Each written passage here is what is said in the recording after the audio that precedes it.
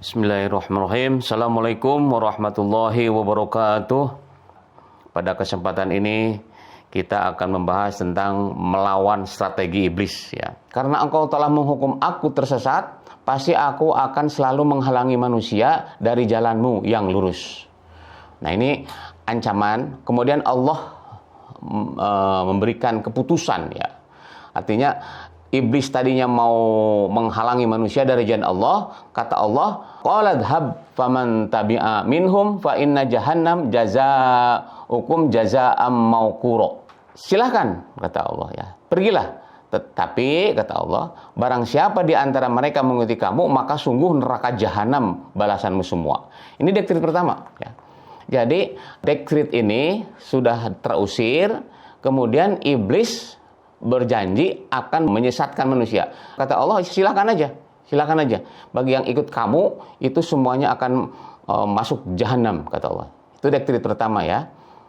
Kemudian pada dekrit kedua, atau keputusan yang kedua, yaitu iblis meminta kepada Allah ya, agar iblis diberi penangguhan waktu.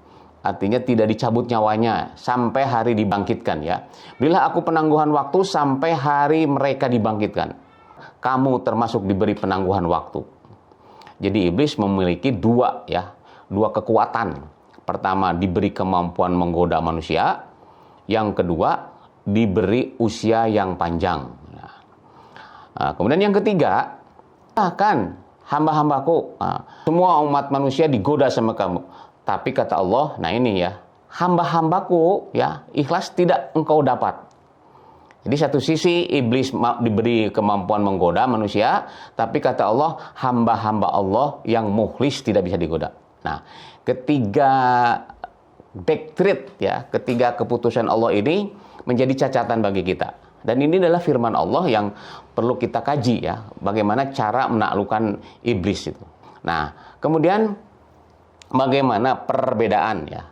Kita tahu iblis dan sistem Allah ya. Jadi di dunia ini yang tadi karena diusir dari kerajaan Allah, maka dia membuat kerajaan sendiri. Tapi dia tidak punya wilayah hukum gitu ya. Nah, untuk mendapatkan wilayah hukum, maka dia mempengaruhi umat manusia. Karena manusia dapat ya, boleh tinggal di bumi. Tidak ada pengusiran oleh Allah Subhanahu wa taala. Maka iblis tadi, bangsa jin, mempengaruhi manusia agar memiliki wilayah kekuasaan gitu. Nah, bedanya kerajaan Allah dengan kerajaan iblis yaitu dasar hukumnya ya. Apa dasar hukumnya? Kalau dasar hukum Allah atau kerajaan Allah ya, yang diikuti oleh manusia, yang pertama adalah wahyu Allah. Itu dasar hukumnya ya, atau kitabullah. Sedangkan sistem iblis, ya ingat, kerajaan ini ya manusia lah. Manusia yang dijadikan boneka oleh iblis untuk menyesatkan manusia tentunya.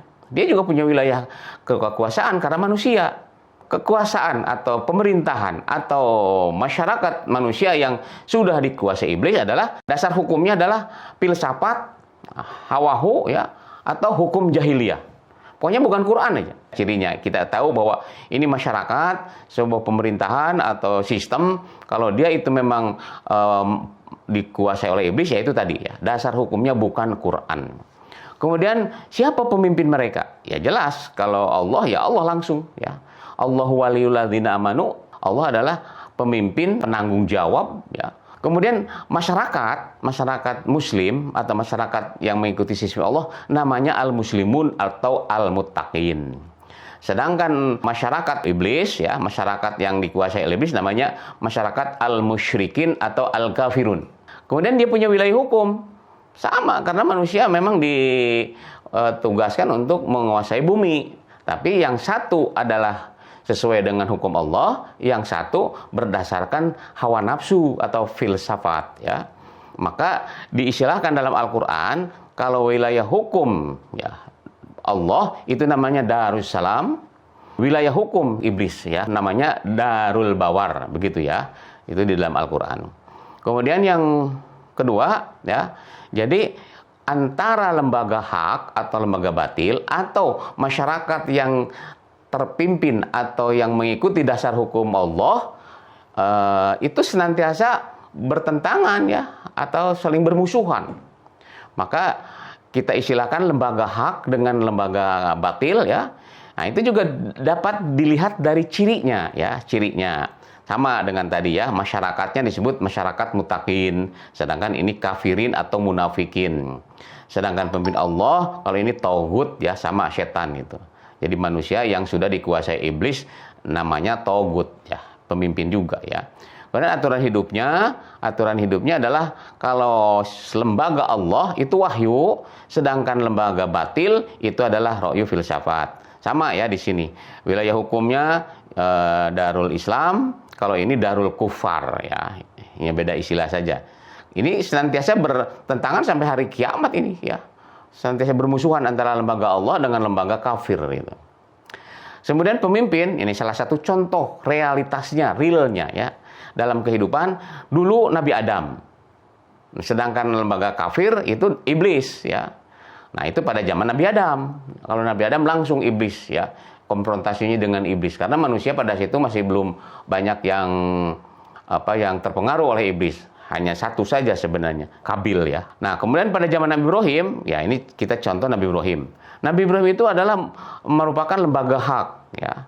Sedangkan lembaga batilnya itu dipimpin oleh Namrud gitu. Jadi gitu, senantiasa begitu ya. Kemudian Nabi Musa, ya Nabi Musa, siapa lembaga kafir? Namanya Fir'aun. Kemudian zaman Nabi Muhammad, ya namanya Nabi Muhammad SAW, sedangkan itu adalah Abu Jahal. Apa yang harus dilakukan manusia? Yang pertama ini ya. Allah memberi peringatan ya dalam surat Al-A'raf 7 ya. Yang satu, jangan sampai kamu tertipu oleh setan. Nah, itu bagaimana tipuannya kayak tadi ya. Sesungguhnya kami telah menjadikan setan pemimpin bagi orang yang tidak beriman. Nah, hati-hati ya. Bisa aja kita, mungkin setan itu ayah kita, mungkin saudara kita, mungkin tetangga kita, atau siapa saja itu setan itu. Yang jelas cirinya ada. Dia menolak hukum Allah. Setan itu. Ya. Nah, ya. Kemudian yang kedua, nah ini perintah yang kedua agar kita selamat dari gangguan setan tadi ya. Ini perintah Allah ya. Ya ayyuhalladzina amanu udkhulu fis silmi kaffah wa la tattabi'u khutuwati syaiton innahu lakum aduwwum mubin.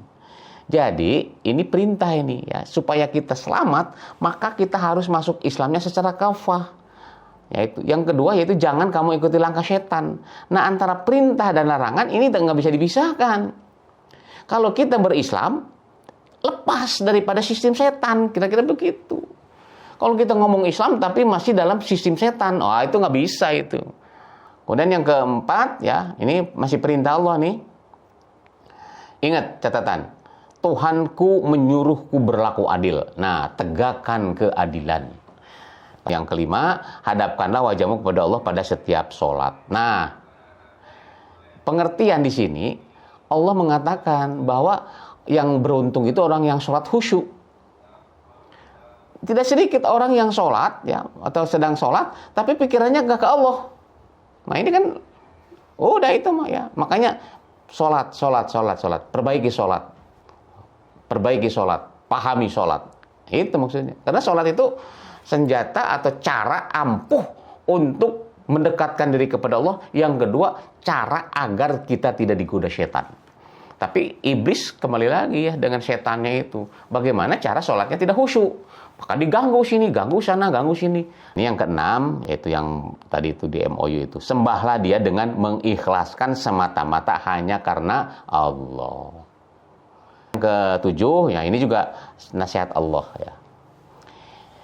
Dalam surat Al-Nahl ya ayat 98, fa idza qara'tal Qur'ana fasta'id billahi minasyaitonir rajim. Setelah membaca Quran maka mohon perlindungan kepada Allah dari setan yang terkutuk. Artinya kita setelah paham Al-Qur'an berlindung kepada Allah. Iblis merupakan musuh nyata yang akan menjerumuskan manusia ke lembah neraka. Makhluk pembangkang ini diusir dari surga akibat sikap sombong dan tidak mau bersujud kepada manusia pertama yang diciptakan oleh Allah Subhanahu wa taala, yakni Nabi Adam alaihissalam. Itulah mengapa iblis begitu membenci manusia dan ingin agar keturunan Nabi Adam ini masuk neraka. Golongan ini melakukan berbagai cara agar bisa menguasai manusia sehingga dengan mudah melanggar perintah Allah Subhanahu wa taala. Ternyata tidak hanya karena usaha iblis saja manusia bisa tersesat dari ajaran Allah Subhanahu wa taala. Namun ada kondisi dan sikap manusia yang menjadi celah untuk iblis menguasai diri mereka.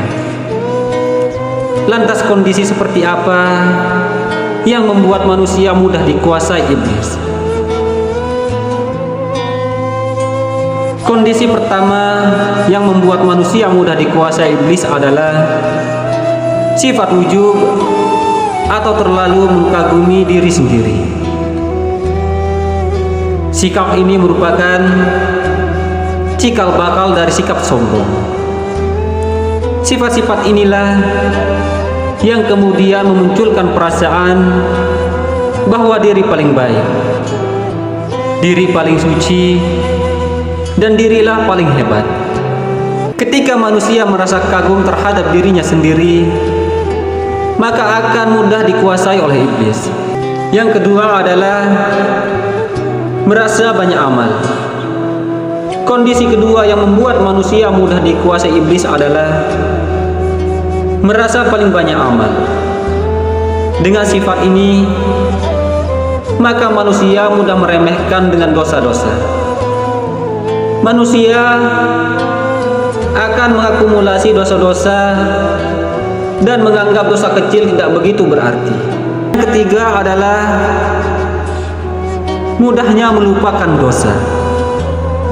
Kondisi lain yang membuat manusia mudah dikuasai iblis adalah mudah melupakan dosa.